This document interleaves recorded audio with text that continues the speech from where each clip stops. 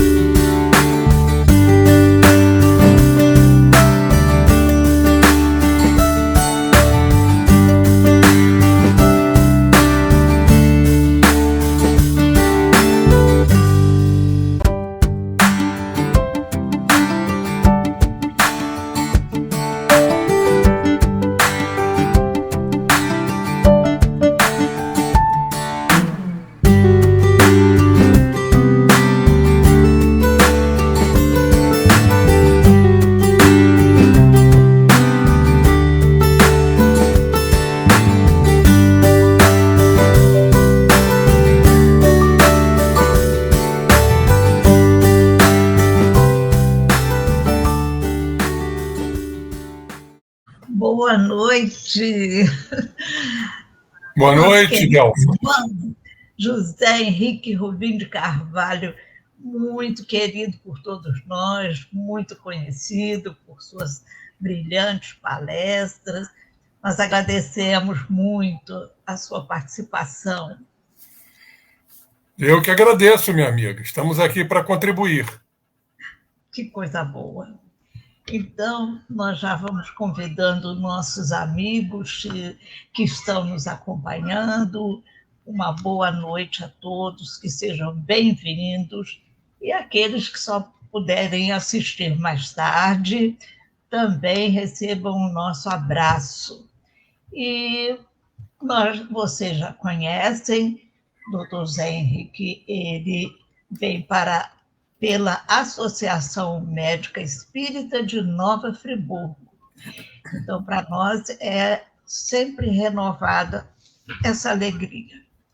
Vamos, nesse momento, endereçar nossos pensamentos a Jesus e a Deus, agradecer por esses momentos que aqui vamos passar, por essa oportunidade de reflexão, de aprendizagem sobre a doutrina espírita.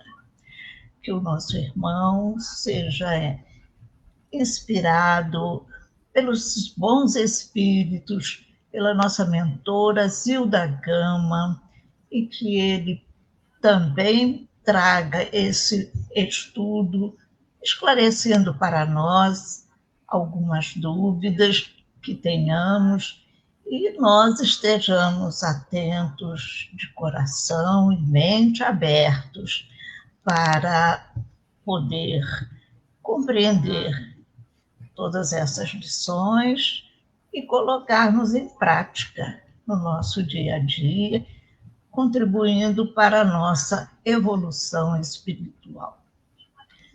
Que assim seja, Senhor. Nos abençoe a todos que estão nos acompanhando e aqueles que só puderem assistir mais tarde.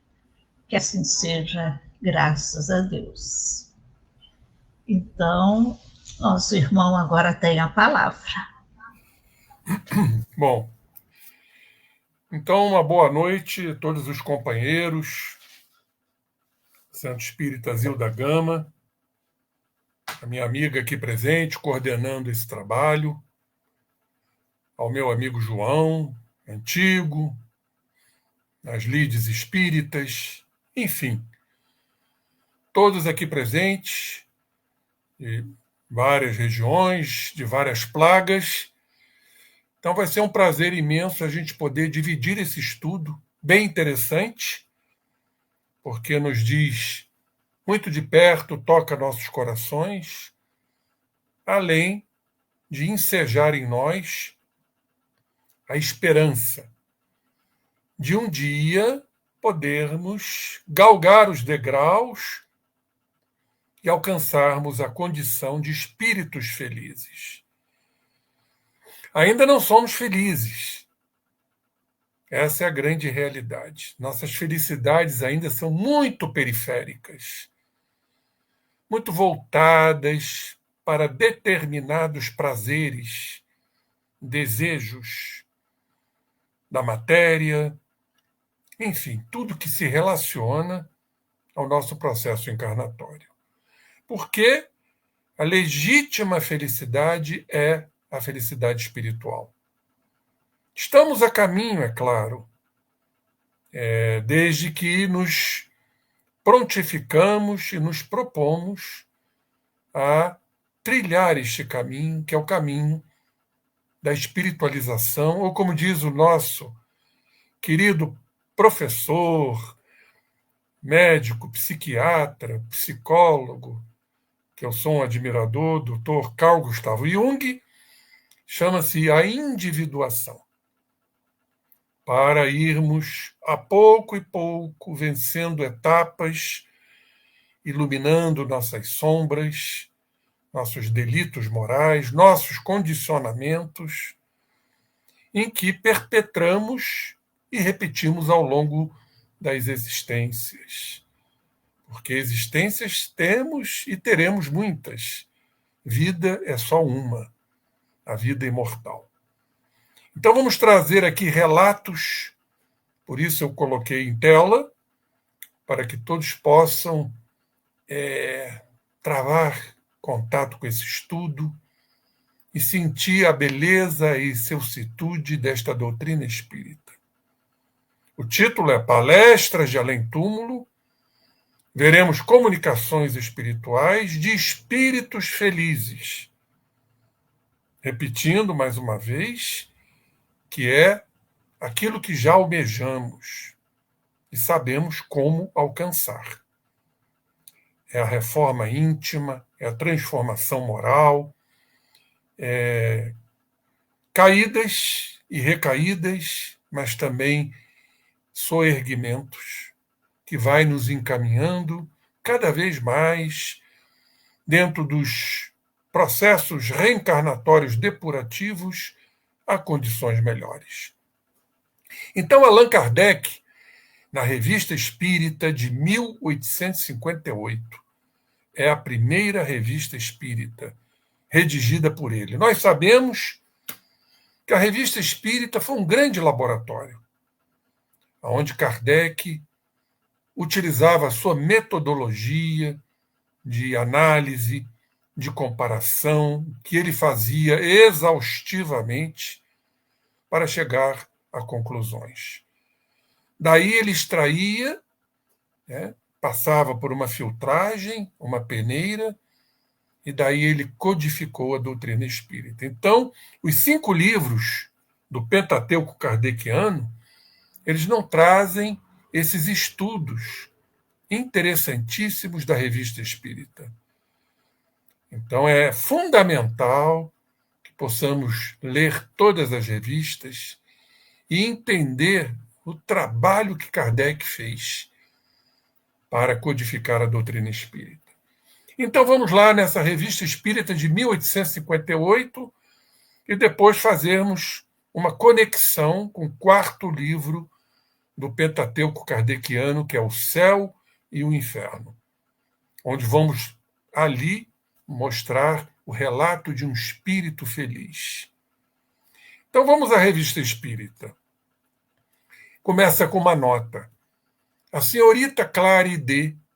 Interessante que quando Kardec citava um espírito ou um médium para preservar a autonomia desse irmão, ele colocava sempre reticências, uma maneira de preservar a identidade.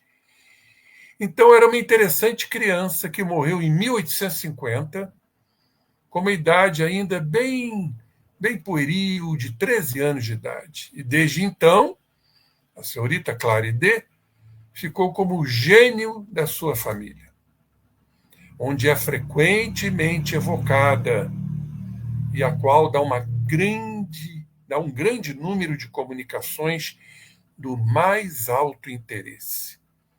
Então, a palestra que relataremos a seguir ocorreu entre ela e nós, no dia 12 de janeiro de 1857. E essa palestra foi dada pelo seu irmão médium. Era um instrumento, com a sua instrumentalidade mediúnica. Então vamos a essa palestra. Foi feita a primeira pergunta para ela, espírito, não é? Tendes uma lembrança precisa da vossa existência corporal? Olhem a resposta da nossa irmãzinha, poderemos dizer assim, com muito carinho, que desencarnou aos 13 anos de idade. O espírito vê o presente, vê o passado e um pouco do futuro, segundo a sua perfeição e a sua aproximação de Deus. Então está bastante claro aqui que o espírito vê o presente, vê o passado, isto é comum a todos nós. Nós, quando desencarnamos, passamos por um momento chamado de recapitulação daquilo que fizemos ou deixamos de fazer. É o grande tribunal. Nós vamos estar diante de nossas consciências, do que fizemos. Agora, o futuro cabe àqueles mais aquinhoados, de acordo com a sua perfeição, mais próximos de Deus. Então, isso já é um planejamento para todos nós. À medida que vamos nos melhorando, vamos progredindo nesse campo de espiritualização, vamos ter acesso ao nosso futuro. Quando desencarnados, nós seremos presenteados com isto. Então, isso é um grande estímulo. E a nossa irmã, um espírito feliz, tinha a lembrança do passado, do presente e um pouco do futuro, como ela nos relata. E aí foi feita uma segunda pergunta para ela. Essa condição, a da perfeição, é relativa só ao futuro ou se relaciona igualmente com o presente e o passado? E a nossa irmã respondeu: o espírito vê o futuro, mas, como foi dito na primeira questão, mais claramente à medida que se aproxima de Deus. Depois da morte, a alma vê e abarca com um golpe de vista todas as suas migrações passadas. Mas não pode ver o que Deus lhe prepara. É preciso, para isso, que ela esteja inteiramente em Deus.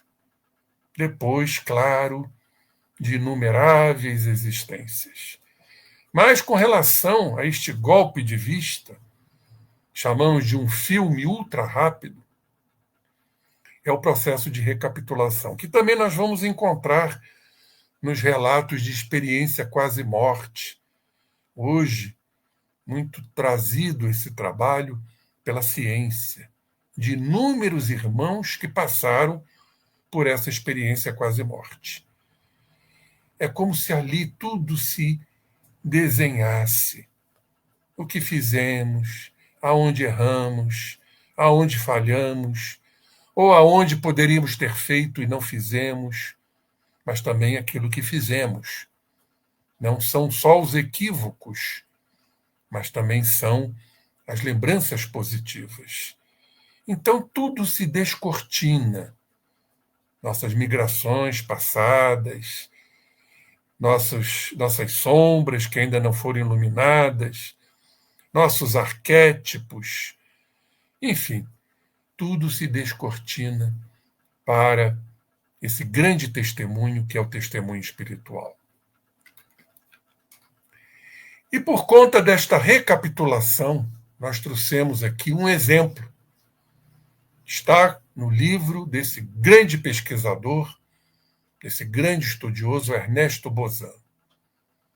Nesse fantástico livro que todo espírita deveria ler, A Crise da Morte, segundo o depoimento dos espíritos que se comunicam. Então esse espírito, como vamos apresentar aqui, pela recapitulação, traçar os seus momentos vividos, muitas vezes como cobranças. Muitas vezes esses espíritos vão desenvolver sentimento de culpa, de desalento, de decepção, do tempo desperdiçado. Olha só como esta doutrina é exuberante. Então vamos lá a um exemplo.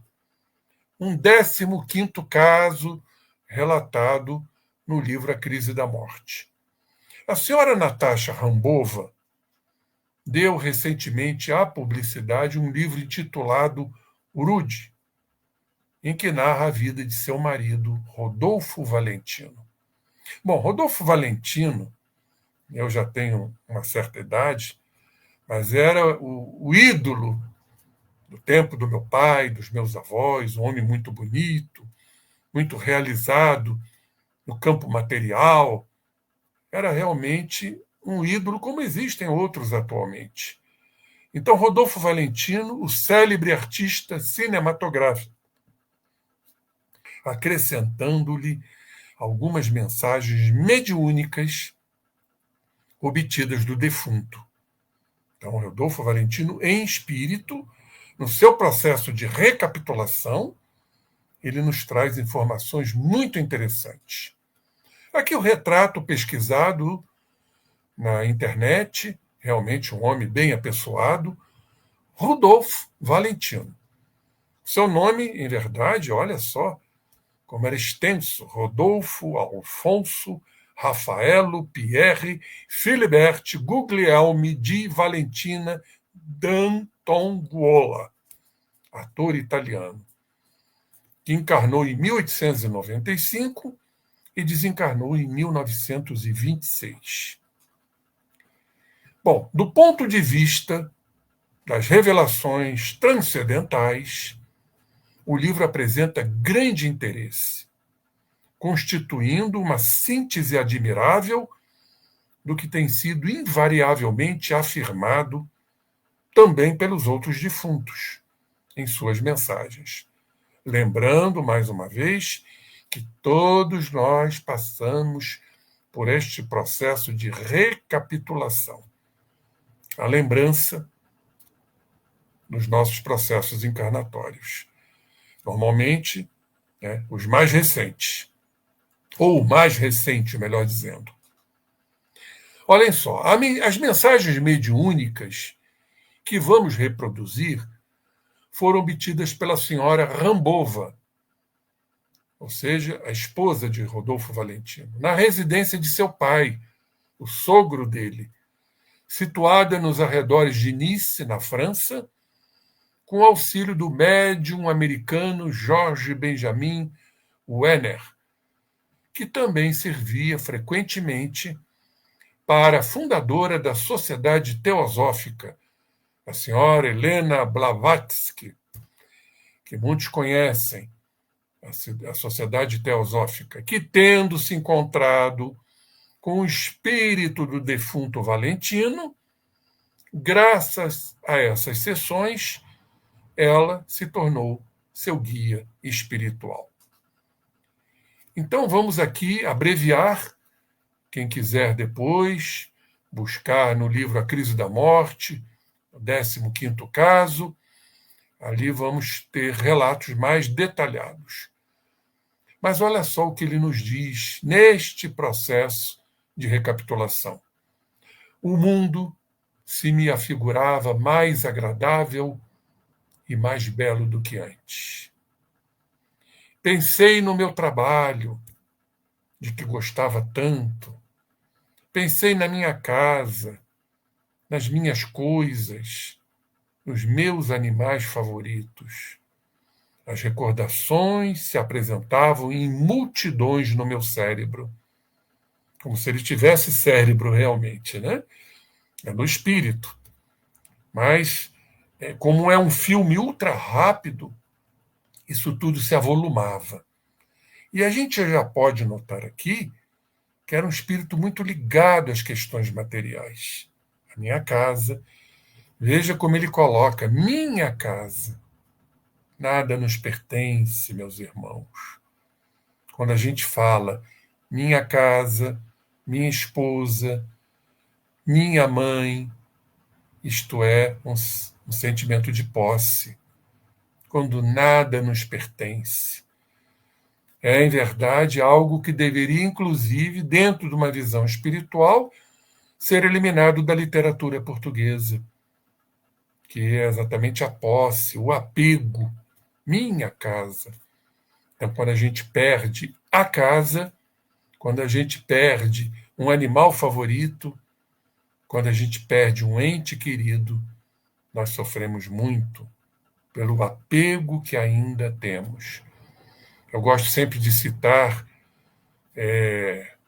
uma frase extraordinária de um psicólogo, Pierre Weil, filósofo, psicólogo, que já desencarnou, que ele diz o seguinte: a raiz de todo sofrimento humano, vejam como ele coloca, é o apego. Porque ele diz, o apego leva ao medo. Que medo? Medo de perdermos aquilo que a gente pensa que é nosso. E o medo leva ao estresse, leva à ansiedade, principalmente. Leva também aos quadros depressivos. O que compensatoriamente assim fazemos? Nós reforçamos o apego.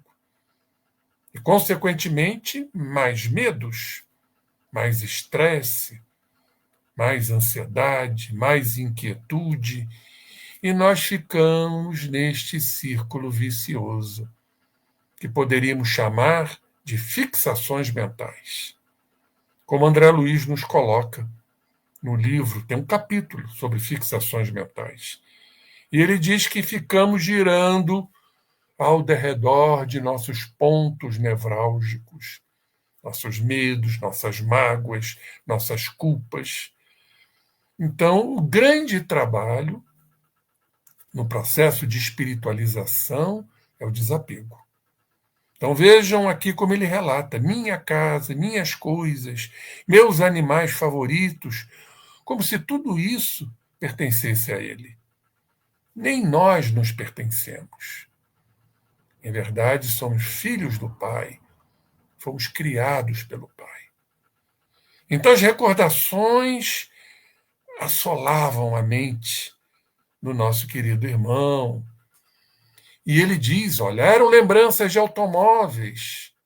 Olha o lado material ainda predominando, como ele estava atrelado às questões materiais, às viagens, os iates, os trajes, porque era um homem reconhecidamente talentoso na sua arte cinematográfica.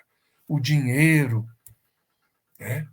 O lado pecuniário, todo esse material, confesso, pelo menos já está confessando, me parecia precioso.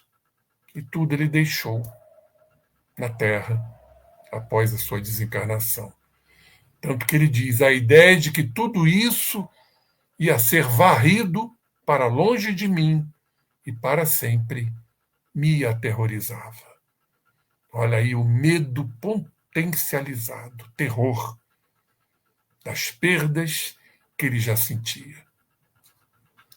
Centenas de coisas, diz ele, que projetara fazer, aquilo que eu disse, muitos projetos ele não fez, se apresentavam ao meu espírito.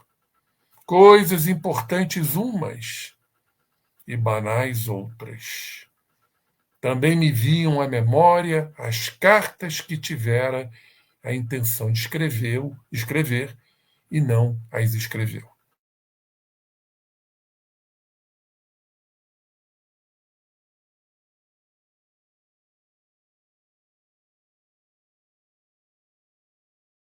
Eu me lembro muito bem de uma frase do criador do para-raios, Benjamin Franklin. Benjamin Franklin, com muita propriedade, ele nos diz que as 3 coisas mais difíceis do mundo, quais são? A primeira, guardar um segredo. Como nós temos dificuldades em guardar um segredo. A segunda, diz ele, perdoar. Outra grande dificuldade. E a terceira, que gera muito desapontamento espiritual, é o desperdício do tempo.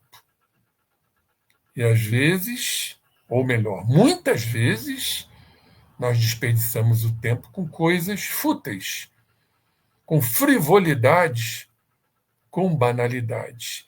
E na condição espiritual vem esse desapontamento. Centenas de coisas que eu projetara, eu não fiz. E ele continua aqui, ó. Em meu cérebro se apresentava confusamente a lembrança de todas as pessoas que eu conhecera. Aí vem os semblantes, ainda semblantes. Eram pessoas que vira alguns dias antes da sua desencarnação e outras que conhecera havia muitos anos. Eu pensava nos meus jovens colegas, nas pessoas que me procuravam para obter auxílios, nas que, pertencendo a outras classes sociais, claramente, vinham ter comigo, pelos mais diversos motivos. Os mais insignificantes e mais ridículos acontecimentos de minha existência também se apresentavam muito vivazes em meu cérebro, lembrando que nada passa despercebido. Todos os momentos vividos no tempo são assimilados e armazenados, como sabemos, na nossa organização perispiritual e, consequentemente, nas nossas almas, por mais insignificantes que sejam. Como ele diz aqui, ridículos acontecimentos. Aí ele cita loucuras, prazeres, dores, tudo o que fizera no curso da minha vida sobrevinha sem ser chamado. Aparecia, se descortinava, se revelava, não sei donde, para fazer ato de presença. Tudo isso acabou por me produzir uma vertigem e ele desmaiou. Foram tantas informações para aquele espírito, tantas informações deste processo de recapitulação, que ele entrou num processo de vertigem. E ele desmaia. Bom, vamos voltar à nossa Claridê, a menina de 13 anos. E Kardec, então, pergunta a ela: sabeis em qual época sereis reencarnada? Ela já tinha informações. Muitos espíritos não sabem. Mas nós estamos falando de um espírito feliz e daqui a pouco vamos trazer um relato do livro Céu e Inferno, um relato de um espírito feliz. E ela respondeu: em 10 ou 100 anos. Quer dizer, não tinha uma data precisa, entre 10 anos ou 100 anos. Mas aí a pergunta: será nesta terra, que este período era terra de provas e expiações, hoje estamos já abrindo os campos para o planeta de regeneração? Será nesta terra ou em um outro mundo? E ela respondeu: num outro mundo. Era um espírito feliz, um espírito que certamente se tornou completista, como diz André Luiz. Ela complementou as suas provas, certamente seus processos expiatórios. já era um espírito, por ser feliz, um espírito virtuoso. Não é um espírito puro, mas já caminhando para aquela segunda ordem, que já não se encontrava lá, dos bons espíritos. Nós sabemos que Kardec, na classificação, dividiu em 3 ordens: espíritos puros, bons espíritos e espíritos imperfeitos. Então ela entra aqui, provavelmente, numa condição de bons espíritos. E o mundo em que estareis, olhem só, com relação à Terra, tem condições melhores, iguais ou inferiores? A resposta é bastante clara, indiscutível. Muito melhores do que na Terra. Nele se é feliz. Estaremos, provavelmente, quando alcançarmos isto, livres de doenças, livres de enfermidades, livres de transtornos mentais, de patologias mentais, livres de sofrimentos, angústias, enfim, tudo que nos caracteriza. Então, uma resposta dessa gera em nós um grande estímulo, gera em nós, enseja em nós uma grande esperança. Mas o que precisamos fazer, meus irmãos, para alcançar tudo isto? Não há outro caminho. É da transformação moral. O grande esforço da transformação moral, porque sabemos que não é fácil. Todos nós ainda estamos cristalizados, condicionados em erros. Por mais que não queiramos, assim o fazemos.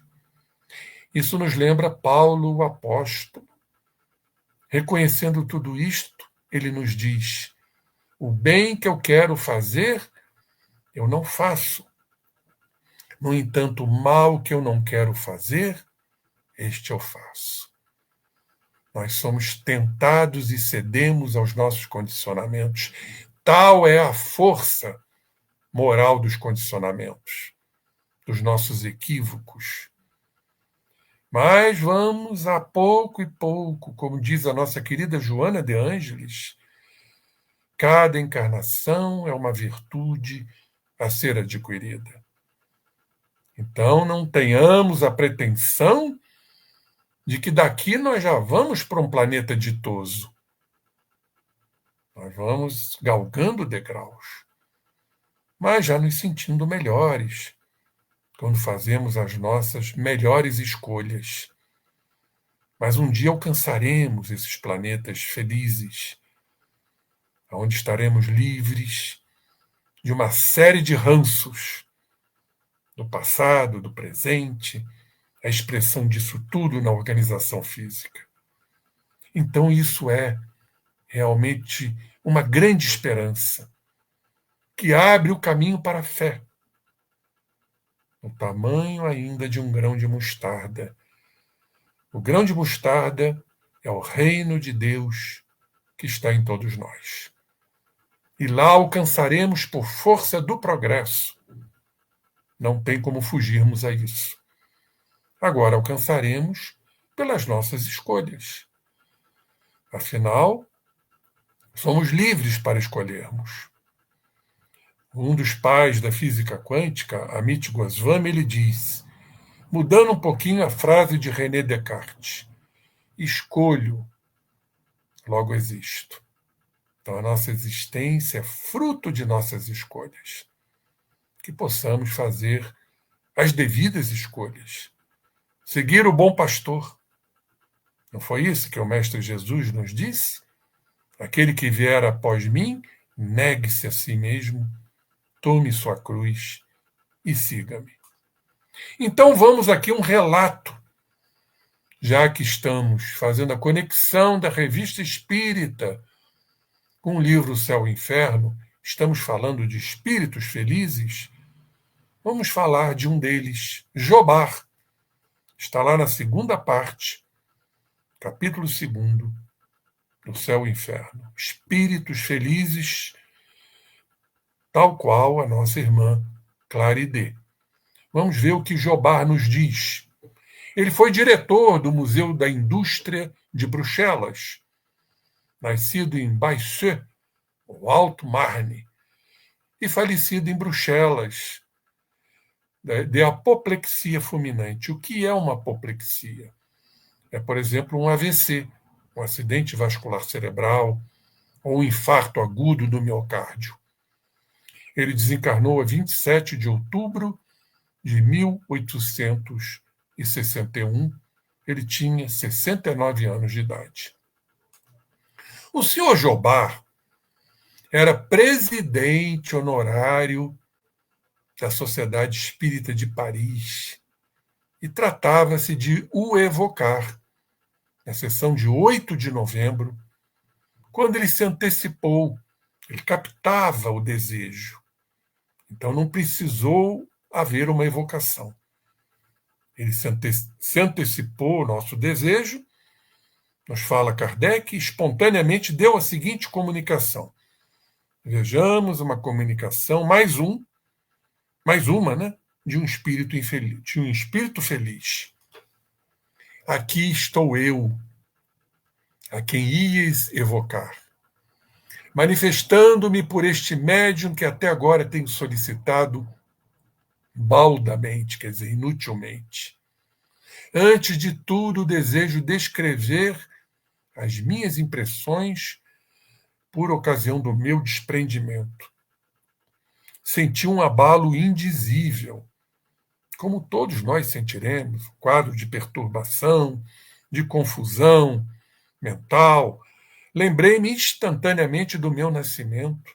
Olha aí a recapitulação, mais uma vez, da minha juventude, da minha velhice.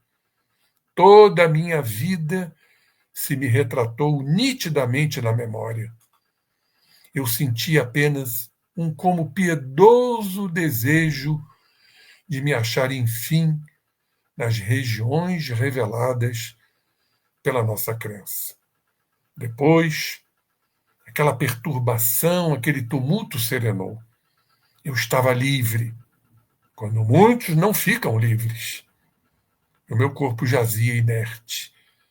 Sabemos que muitos espíritos ainda materializados, vivendo uma vida toda voltada para os prazeres mundanos, ficam presos aos corpos.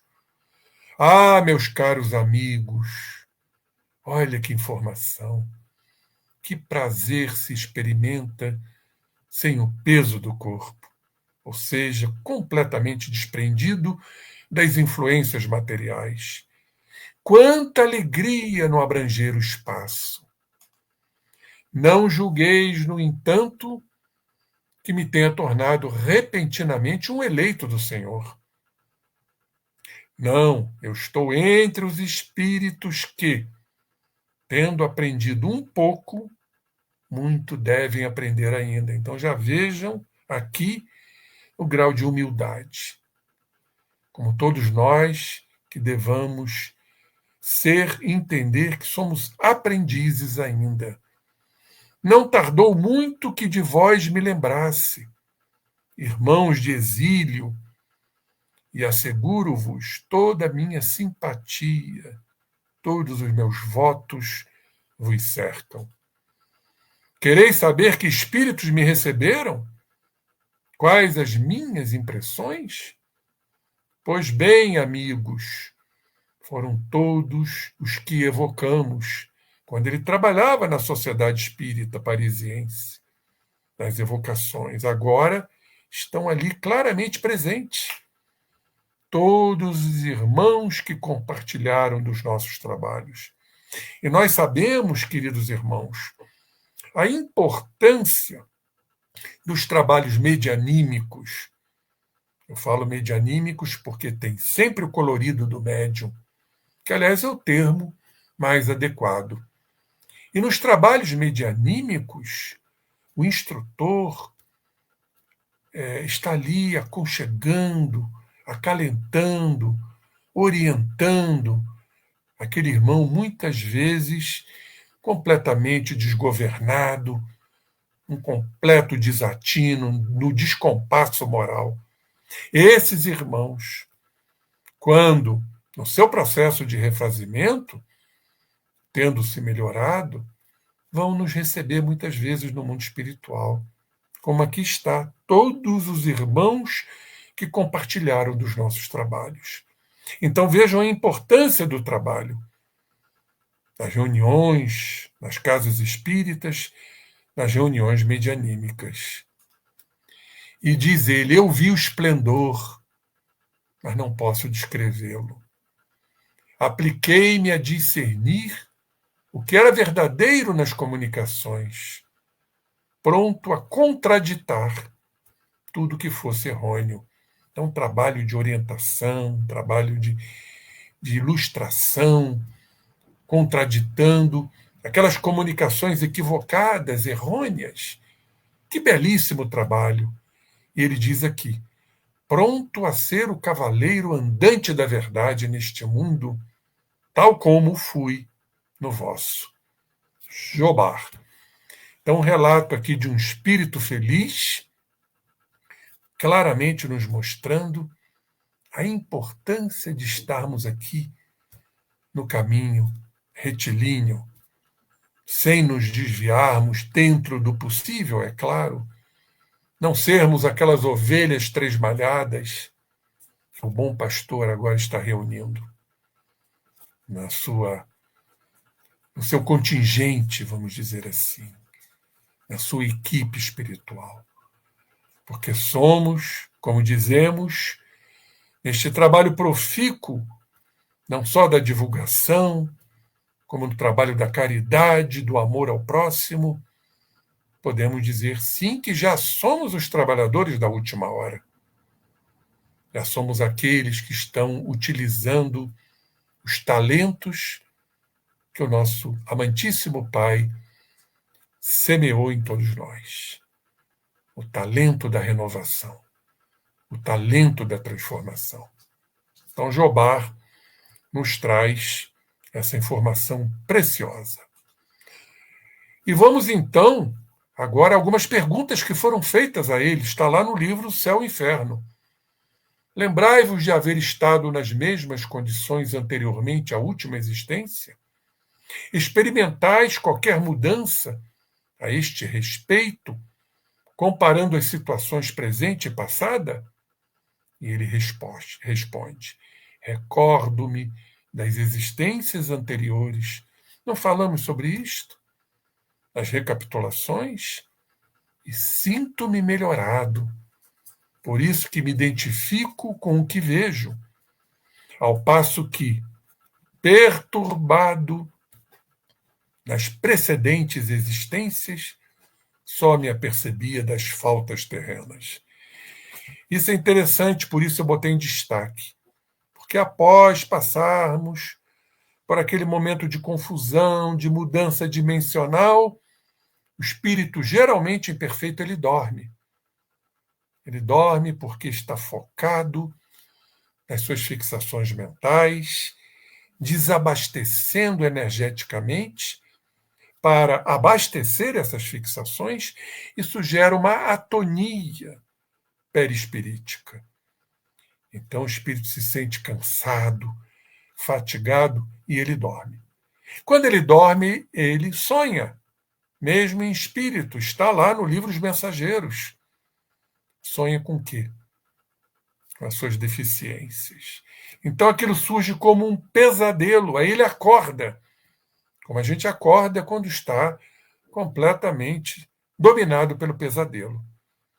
E aí, então, ele vê toda a sua realidade, que ele viu em sonho também.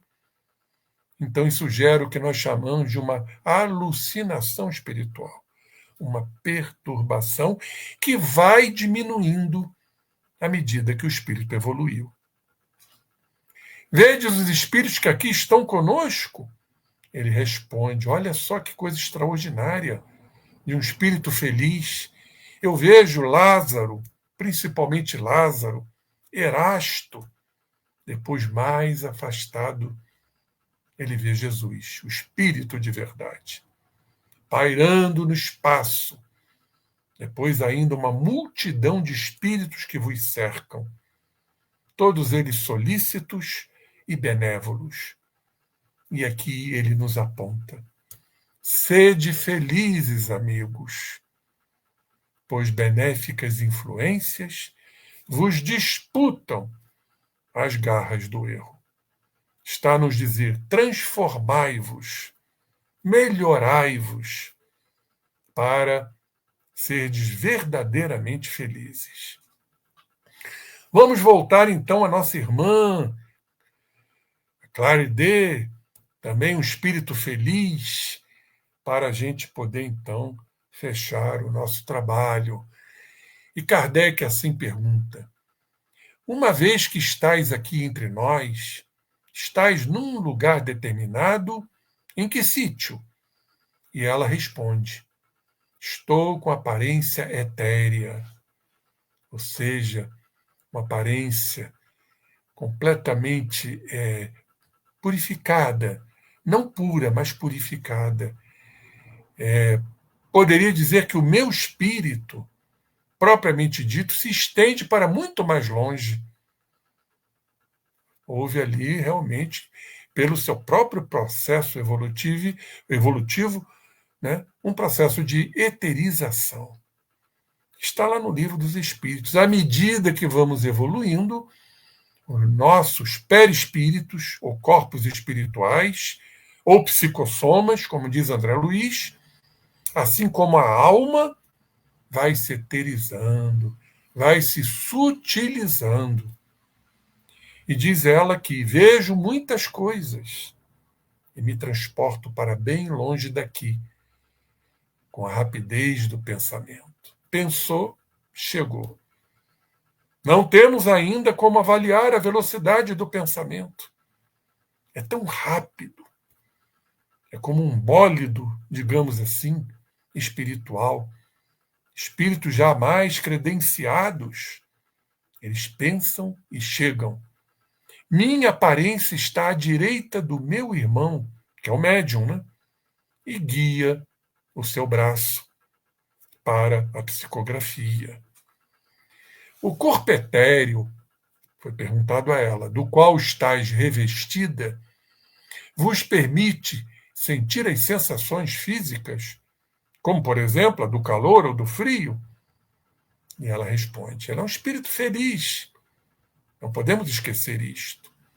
Quando eu me lembro muito do meu corpo, eu sinto uma espécie de impressão, de influência da matéria, o que prova que ela ainda não está literalmente desligada das impressões materiais, quando ela se lembra do seu corpo. E ela aqui diz: como quando se tira um casaco e se o crê ainda vesti-lo algum tempo depois. A pergunta número 8, feita a ela: acabais de dizer que podeis vos transportar com a rapidez do pensamento. O pensamento não é a própria alma que se separa do seu envoltório, do seu corpo espiritual? E ela responde: sim.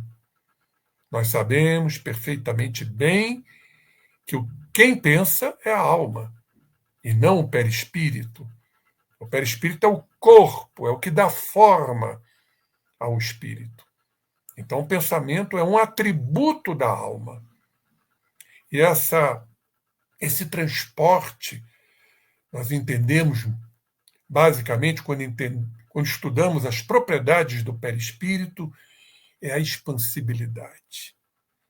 Não é que a alma vai se desconectar do seu corpo, porque ela não se desconecta nunca, nem na condição de espírito puro. O espírito puro também tem seu corpo espiritual.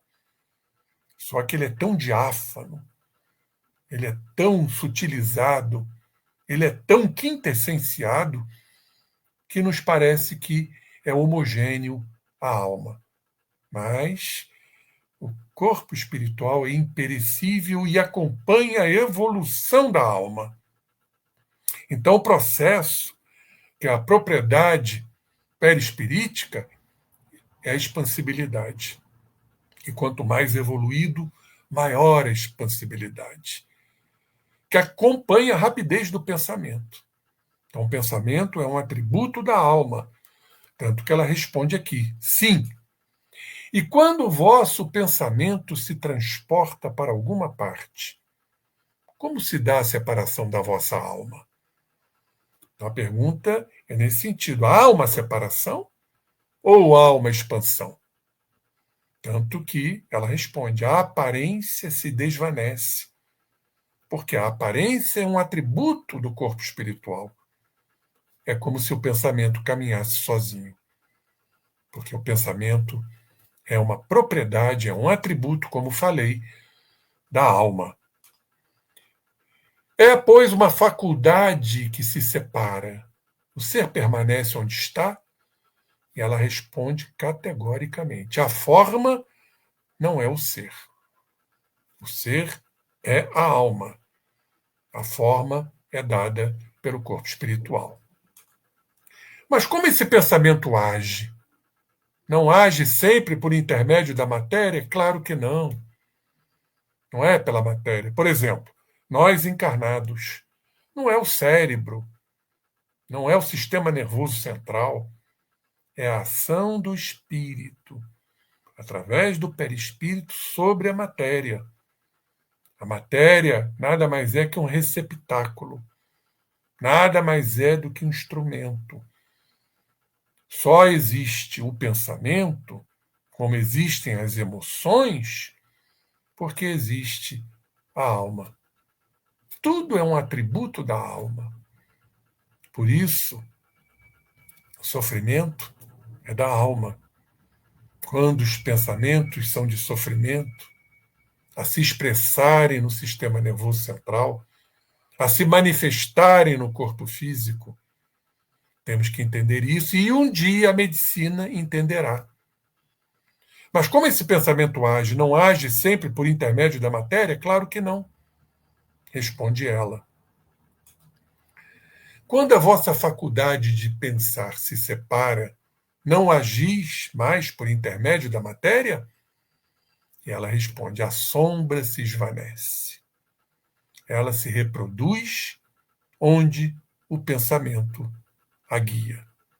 Então, o pensamento é guiado, porque, em verdade, é a alma, com a sua velocidade, com a sua expansibilidade, que ela vai aonde ela bem deseja quando se trata de um espírito feliz, de um espírito evoluído, talvez até um espírito superior. Não sabemos como classificar isto. Uma vez que não tinhais senão 13 anos, quando vosso corpo morreu, como ocorre que possais nos dar, sobre questões tão abstratas, respostas que estão fora do entendimento de uma criança da vossa idade? E a resposta é extremamente clara, insofismável. Minha alma é tão antiga. E aqui então Kardec pergunta: podeis nos citar entre as vossas existências anteriores uma das que mais elevaram os vossos conhecimentos? E ela respondeu: estive no corpo de um homem que tornei virtuoso depois da sua morte. Fui levado ao corpo de uma jovem cuja face era a marca da alma. Por isso, diz ela, Deus me recompensa. Então, certamente foram outras existências, né, no caminho do bem, no caminho da integridade espiritual, que ela, na verdade, viveu adequadamente dentro do caminho do bem. Tanto que ela diz aqui, estive no corpo de um homem que tornei virtuoso, e depois fui levado ao corpo de uma jovem, cuja face era a marca da alma. Poderia nos ser dado vos ver assim, tal como sois atualmente? E ela respondeu, a vós poderia. Ou seja, a reunião a que se propõe Então ela diz que ali os médiuns, os participantes da reunião, o instrutor, poderia realmente mostrar, né, a nossa irmã, como ela é atualmente. E como poderíamos? Aí a grande dúvida. Isso depende de nós, de vós, ou de pessoas mais íntimas? Ela diz, de vós. Quer dizer, cabe às criaturas ali naquela reunião realmente poder ver a nossa irmã como ela o é atualmente. Mas aí Kardec, não satisfeito, pergunta: e quais condições deveriam se cumprir para isso? E ela respondeu: recolher-vos por algum tempo, com fé, com fervor. Não uma reunião numerosa onde muitos ali estão distoantes, dissonantes. Fui isolar um pouco e fazer-lhes, diz ela, vir um médium mais capacitado no gênero do Dr. Home. Dr. Home, muito citado na Revista Espírita, era um médium, vamos dizer assim, muito semelhante ao Chico Xavier, com as propriedades que lhe eram peculiares.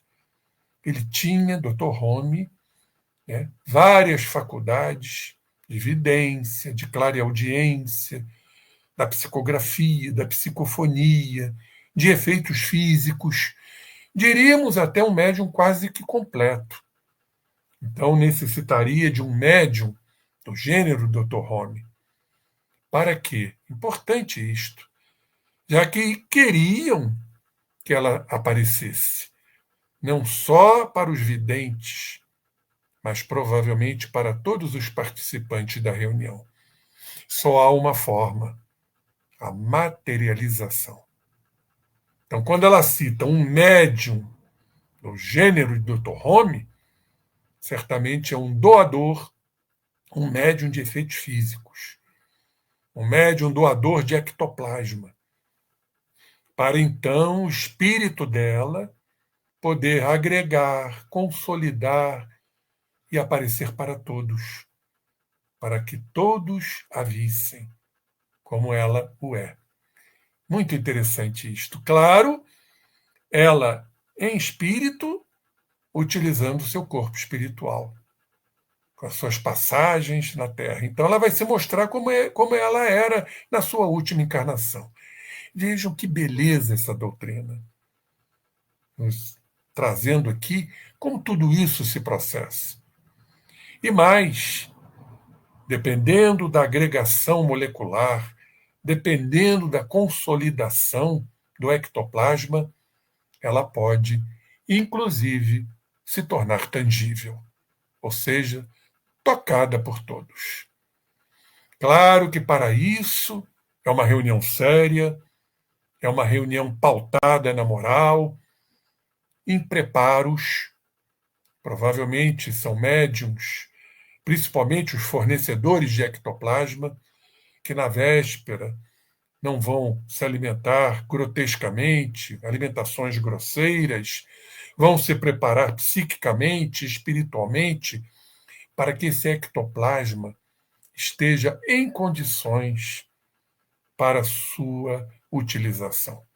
Nós sabemos que essas reuniões, inclusive de materializações e de cura, são realizadas na obscuridade, porque a luz branca ela afeta a agregação molecular do ectoplasma. Por isso que as reuniões medianímicas são realizadas na penumbra, para que a luz não afete o ectoplasma, que provavelmente está sendo doado por algum médium, muitas vezes involuntariamente, para trabalhos específicos de materialização e de cura. Vejam, meus queridos irmãos, a excelsitude desta doutrina. Então, trouxemos aqui, né, uma experiência de uma irmã querida das reuniões da Sociedade Parisiense, um espírito feliz, um depoimento de um outro espírito feliz no livro Céu e Inferno, do Jobard, e também a questão da recapitulação, trazendo um exemplo do livro A Crise da Morte. O famoso, quando esteve encarnado, né, cineasta, ator, o Rodolfo Valentino. Então, uma reunião realmente muito elucidativa para todos nós, aprendizes, ainda que somos, da doutrina espírita. Eu sempre cito um relato de um querido amigo que foi praticamente o meu tutor, o meu mentor espiritual, o meu querido professor Jorge Andréa dos Santos. Uma pessoa magnífica, muito simples, embora um expoente da doutrina espírita, um pesquisador, e desencarnado, ele mandou um recado através de um médium, numa palestra que fiz no Instituto Instituto lá do Rio de Janeiro. E nesse instituto, no ICEB, Instituto de Cultura Espírita Brasileiro, e nesse instituto, que eu já não falo já há algum tempo, eu creio que essas reuniões já foram encerradas, esse médium deu o seguinte recado para mim, lá no ICEB. O professor Jorge Andréa manda avisar que todos nós não sabemos absolutamente nada. Então vejam que coisa, como isso é importante para a nossa humildade, evitando a vaidade, que é um grande escolho de todos nós que somos médiums. Afinal, todos nós somos médiums. Combater essa vaidade, essa arrogância de nossos orgulhos, de nossos egoísmos. Estamos a caminho. Então vamos passar a palavra à nossa irmã, com muita gratidão por mais uma lição que a doutrina espírita nos confere. Que Jesus esteja cada vez pulsando em nossos corações. Muito obrigado pela oportunidade. E passamos a palavra, então, à nossa Delfa Stael. Vamos lá, minha amiga. Olha, doutor, nós que agradecemos essas informações, a sua pesquisa profunda, trazendo revelações para todos nós, que a importância do estudo, né, doutor? Precisamos estudar muito, a Revista Espírita trazendo informações preciosas, e o seu estudo, a sua palestra nos trouxe muito importantes revelações. Todos nós ficamos enriquecidos de conhecimentos.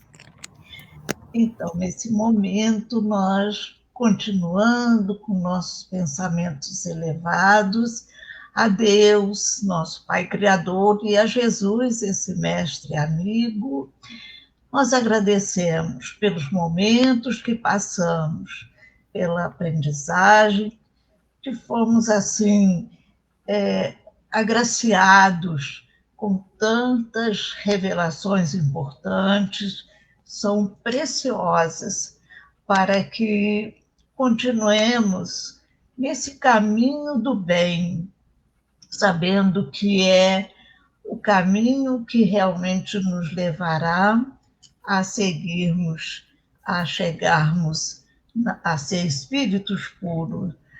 Então, agradecemos as bênçãos que recebemos, essas inspirações dos nossos bons espíritos, da nossa mentora Zilda Gama, e as bênçãos que pedimos ainda para todos aqueles que estão nos acompanhando e para aqueles que vão nos acompanhar depois. São muito importantes todas essas revelações e que nós precisamos, no dia a dia, praticar, porque aí nós estaremos no caminho do bem. Agradecemos mais uma vez, que assim seja, Senhor. Graças a Deus. Doutor, então, receba esse abraço nosso com muito carinho por tudo que o senhor sempre faz aqui para nós. Muito obrigada. Eu que agradeço, um beijo em todos os corações aí do Zio da Gama. Muito obrigada. Até a próxima. Até breve.